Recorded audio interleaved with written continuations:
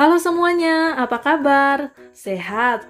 Puji Tuhan. Selamat datang kembali di Belajar Sosiologi bersama Mem White. Nah, kali ini kita ada materi baru nih tentang konflik sosial. Kalian perhatikan saja gambar di samping berikut ini. Ini adalah salah satu contoh konflik sosial. Nah, dalam pembelajaran kita kali ini, kalian akan melihat bahwa wow, ternyata orang kelahi ada teorinya. Masa sih? Ya iyalah ada, dan itu hanya ada di sosiologi. Tidak akan kalian temukan di mata pelajaran yang lain.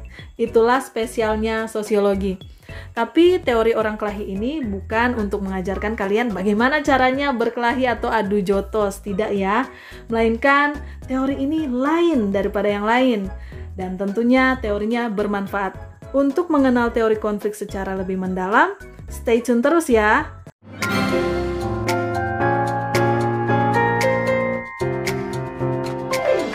Oke, kita lanjut ke tujuan pembelajaran. Ini kalian perlu ketahui agar kalian tidak tersesat dalam pembelajaran. Ya, kalian jadi terarah. Nah, melalui pembelajaran kali ini, kalian diharapkan mampu yang pertama, mendeskripsikan konflik sosial. Dan yang kedua, mengidentifikasi faktor penyebab konflik sosial. Dan yang ketiga, menjelaskan teori konflik. Selanjutnya, kalian perhatikan, amati dan bandingkan 3 potret konflik di samping. Nah, di samping ini ada 3 gambar yang berbeda, tapi semuanya tentang konflik ya. Mem White akan zoom satu per satu gambarnya.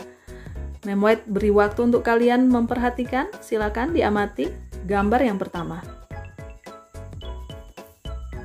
Selanjutnya, gambar yang kedua. Oke, kita lanjut ke gambar yang ketiga.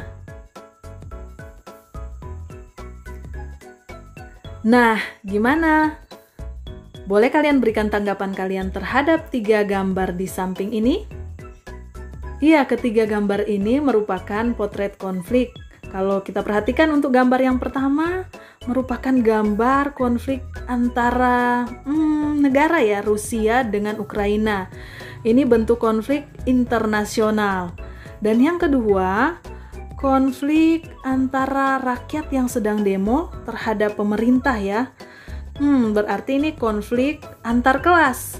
Dan yang kemudian gambar ketiga, di sini konflik tawuran antar pelajar. Berarti ini konflik kelompok antar kelompok.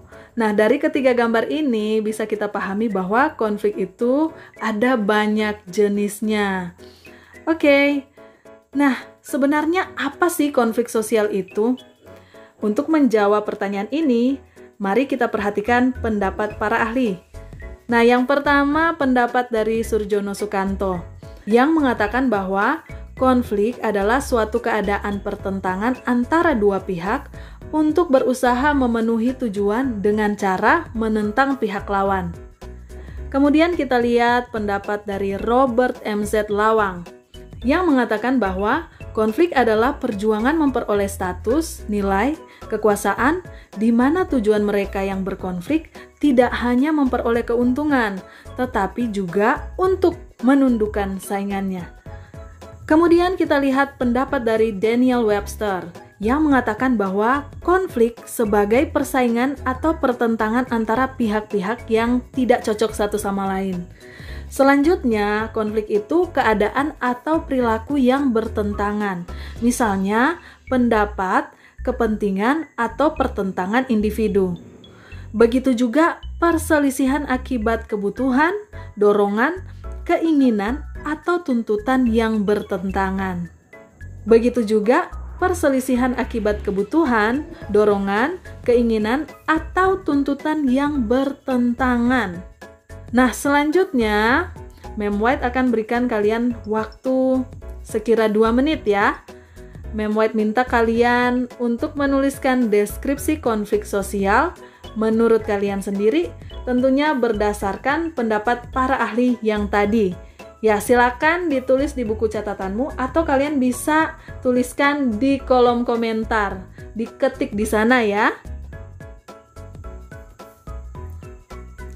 Oke, kita lanjut.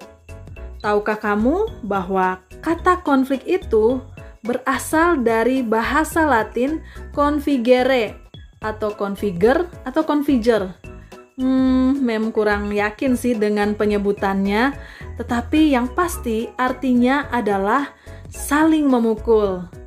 Selanjutnya, mungkin kalian bertanya-tanya, apa sih faktor yang menyebabkan konflik dapat terjadi?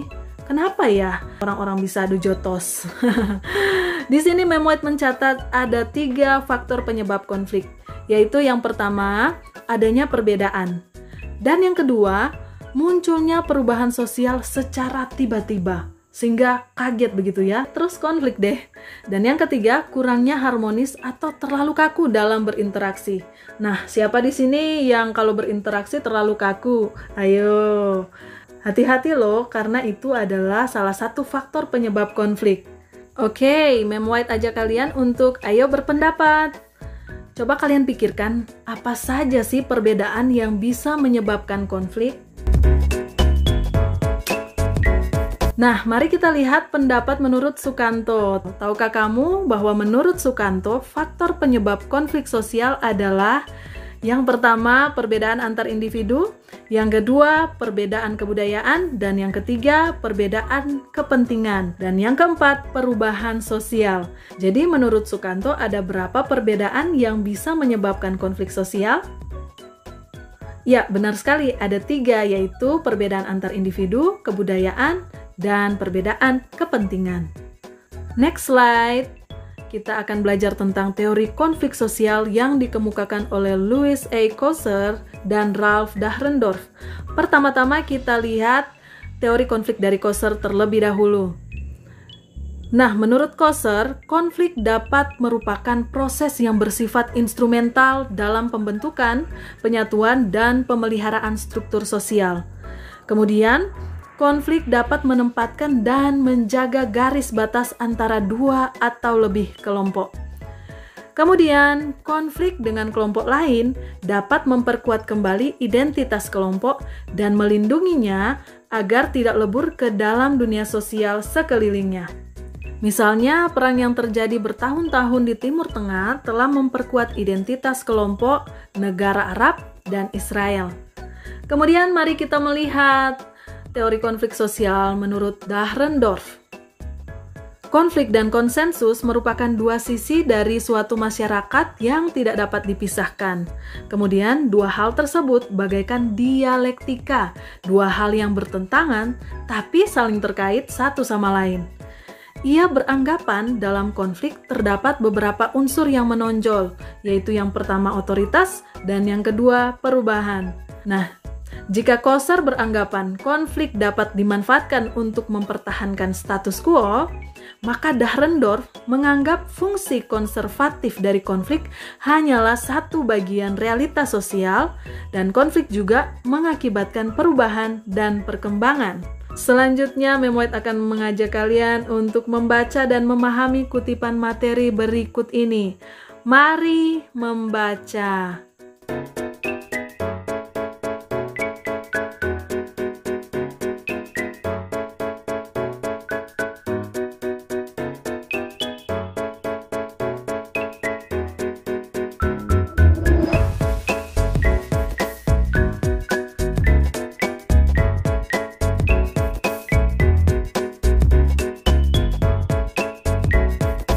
Nah, dari kutipan materi tersebut, bagaimana pendapatmu mengenai teori konflik yang dikemukakan oleh Karl Marx?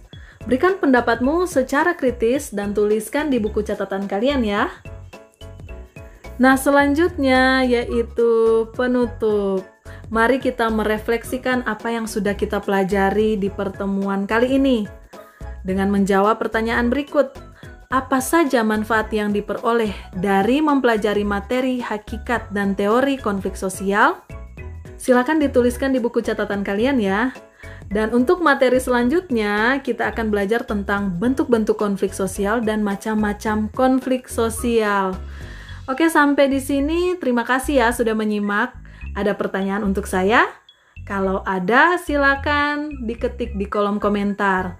Nanti Mem White akan jawab, oke? Terima kasih sudah menonton. Semoga pelajaran kita kali ini berguna dan bermanfaat untuk kalian semua. Sampai jumpa lagi di pertemuan berikutnya. Bye!